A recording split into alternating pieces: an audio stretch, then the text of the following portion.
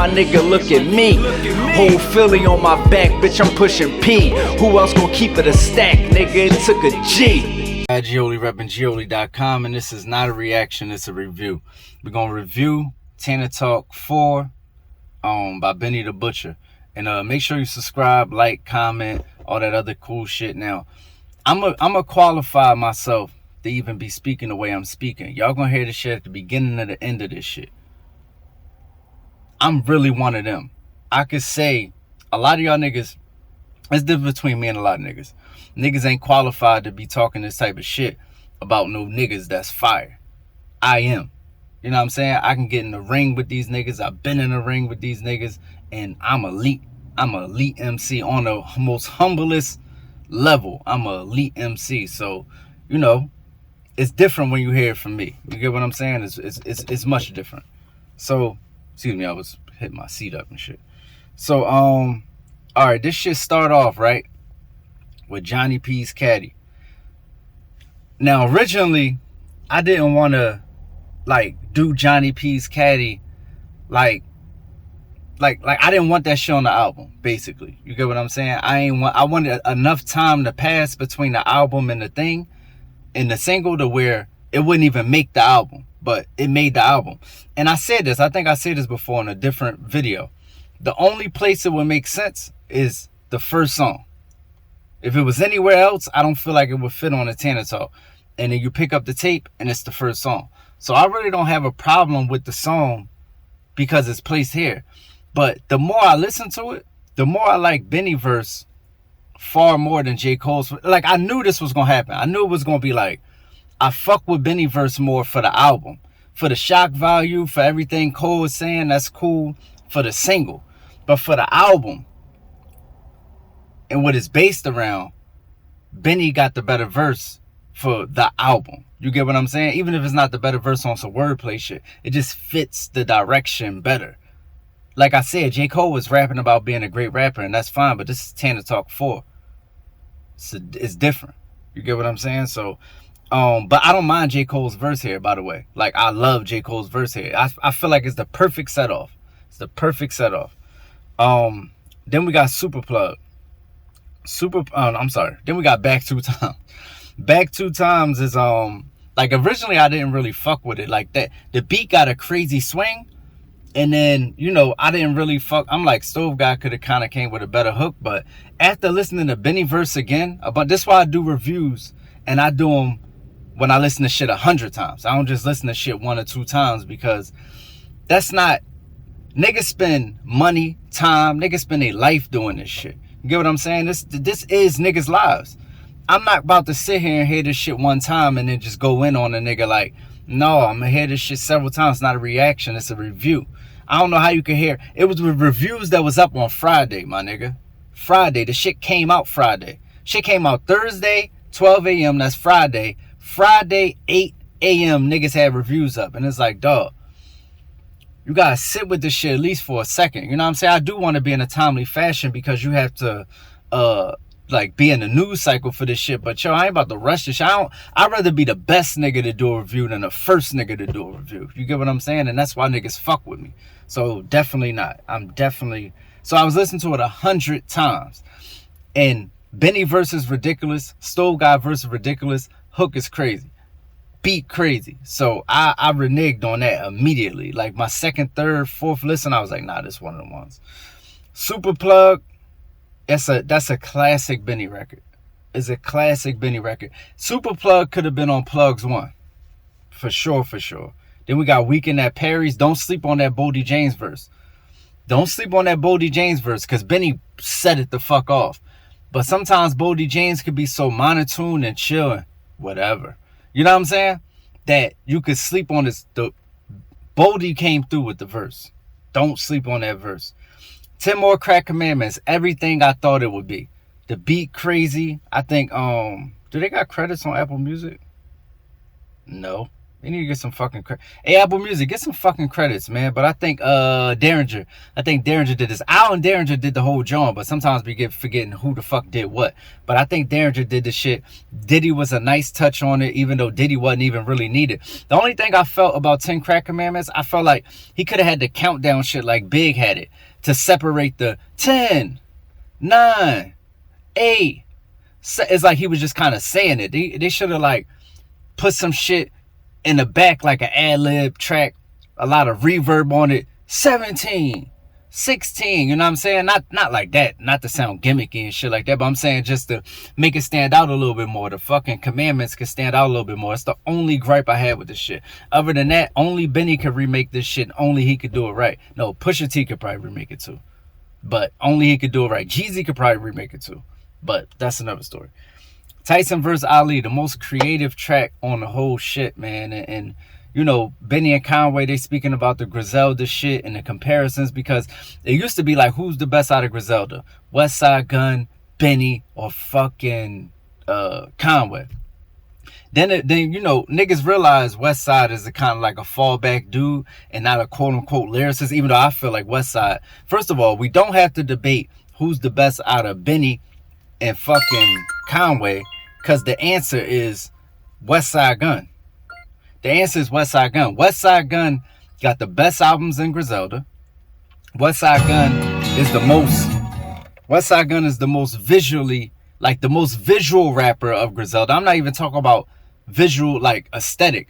I'm talking about lyrically visual. He's the most visual rapper in Griselda for a fact. So we don't have to argue who's the best out of Benny and fucking Conway. It's Westside. But Tyson vs. Ali was a dope. I always wanted to see that. Niggas used to try to put Beanie Siegel up against Memphis Bleak. You get what I'm saying? Used to try to put DMX up against Jadakiss. Whatever, Styles and Kiss or whatever. You know what I'm saying? Niggas from the same crew, and niggas never really addressed that. You know what this reminded me of? This reminded me of Young Gun's Tough Love. It's not the same subject matter, but it's in the same vein where, you know, niggas just really addressing what the public is saying or what the people are saying. You get what I'm saying? So it was dope. It was dope as shit. And we know it's dope to see solidarity within Griselda, because I think that's the core of how we look at them. Like, them niggas came in together, they cousins and brothers. You get what I'm saying? We don't want to, like, we enjoy division sometimes, but I don't think we enjoy the division of Griselda, because that shit built on family. You get what I'm saying? Literally. So I fuck with it. I fuck with the whole concept, and I fuck with the way Conway ended his verse telling B. Dot to fuck his list. That was fire. Fire. Conway verse was fire in general. Uncle Bun. I heard a lot of 38 Special and Benny the Butcher records. I fuck with everything they ever did together. They got one of the best collab tapes of all time, Stabbed and Shot. But this could possibly be the best Benny the Butcher 38 Special record. Even though it's fucking only 2 minutes, the way they play off you could tell these niggas been rapping together forever now. The way they play off each other, the beat, the way he ended it with the hook. Fire. This is a standout track on the joint. Uncle Bun is a standout. Like, if I'm just going somewhere real fast, like to the store around the corner, yeah, Uncle Bun, let's get it. Bun. Pause. You know what I'm saying? Thowie's Revenge. I remember that when that was the shit that Al produced. Super dope. Just a super dope track. Like, alright, the first 6 records is the more creative, inventive records. The second 6 records is more the just kill shit records. So the last half of the tape is like a little more forgettable as far as like individual records, but it's just as strong as far as lyrics and beats and this, that, and the third. Just a little less lacking in concept. You get what I'm saying? So they're a little less memorable, but that's cool. That's fire. Because you already loaded up the first half so much. It's like pulling a slingshot. You get what I'm saying? Or you get me? Like once you pull the slingshot, boom, it's out of here. It's going to catch speed. It's going to get where it's going regardless. You don't got to shoot it again. They already shot it the first 6 joints. So, Billy Joe, fire. I don't want to just skip over a track and say fire, but it's just fire. Guerrero with Westside Gunn. This is I could see how niggas could not fuck with Westside Gunn when I listen to this verse. If you're not already a Westside Gunn fan, you probably hate Westside Gunn verse on this shit.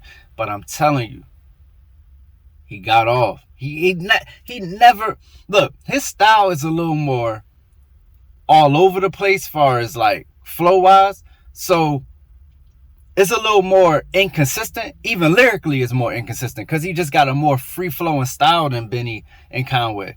And you know, he really don't give a fuck as much as them either. Let's keep it real. You get what I'm saying? So it's a more free flowing style. So sometimes you get glimpses of greatness. Sometimes it's cool, but it's never whack. And that it was a solid verse, man. So I fuck with Guerrero. I fuck with the Guerrero beat too. Bust a Brick Nick.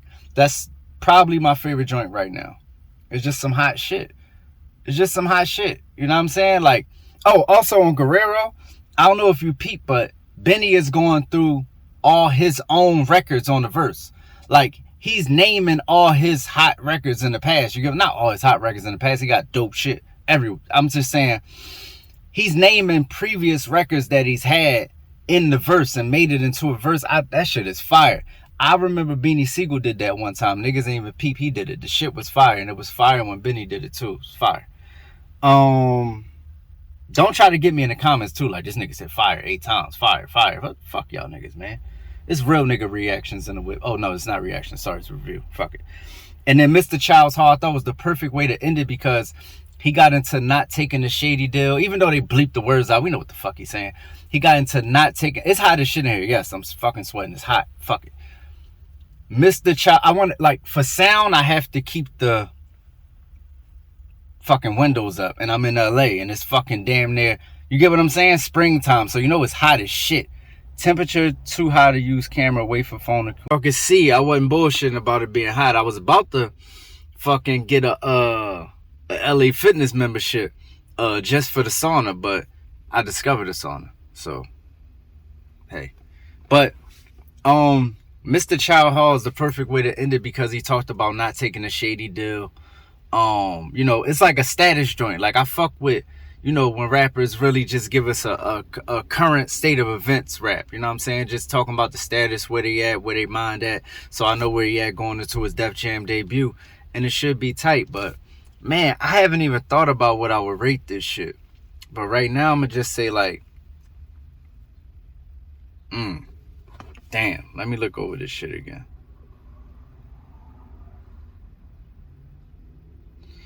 You know why I ain't even gonna rate it right now? Because I'm gonna rate it on gholy.com when I put the review up. When I put this review up on gholy.com, I'll add the rating. So I can tell you it's gonna be like 9-ish. It's gonna be 9 or above. Let me just say that. Could be a 10. So make sure you go to gholy.com, check that out when I post that. Probably post in like a day or two. So yeah, man, we out of here. Next, I'm gonna do Conway versus Benny the Butcher on just the next video. One more thing I wanted to say about this Benny shit. This why you should always voice your opinions about your favorite rappers and never really go with the flow, because one, you take away from their own artistry and your personal listenership when you don't tell the artist what you want from them. Benny heard us. Benny heard me. Fuck y'all. Benny heard niggas like me who was like, you only need to rap over Derringer and Owl shit. Hit Boy is cool, but we don't want to hear you over that shit. All them other niggas cool, but look, you do your best work with Derringer and Owl. And look, we got a Derringer and Owl produced joint. So I just want to say, use your voice. The best artist is going to listen to you. They going to at least hear you out. So shout out to Benny for that. Overall, TANA Talk 4 is way better than I expected it to be. Way better. And that's going to the next joint. Make sure you click the next one to be right next up here or some shit.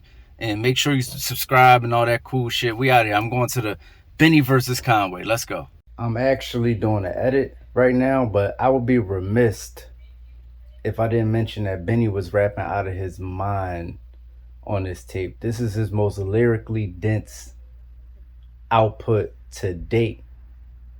Maybe he possibly rapped a little with a little more clarity, visual clarity on TANA Talk 3, but he's never been this lyrically dense. He's never been this witty and clever lines back to back to back to back to back This is his greatest lyrical output.